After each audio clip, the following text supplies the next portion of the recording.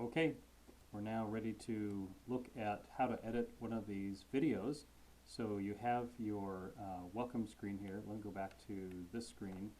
So you'll see this link here for video editing, which will bring you to this screen here. And what you're going to do is just go open a recording. So your recordings will be stored automatically in your documents on your computer, unless you tell it to go someplace else, which is great. You click for browsing, and then we'll end up back at our file up here.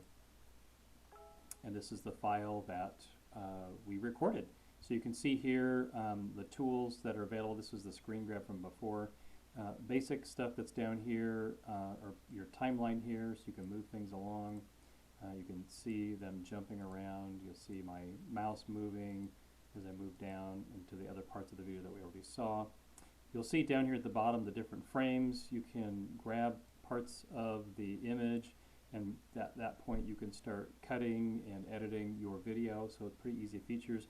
You can also see any of your recordings here. This is from the microphone, any other sounds or tracks that you wanted to lay over the top. When you're done with that, there's a menu button up at the top left hand corner, but you can also just export it out here directly. You can save it to your hard drive as a different title. You can upload it directly to your Grants Pass School District YouTube account. You can also grab screenshots. So if you have something that you like in the video, you can actually take a picture of it. And that's about it.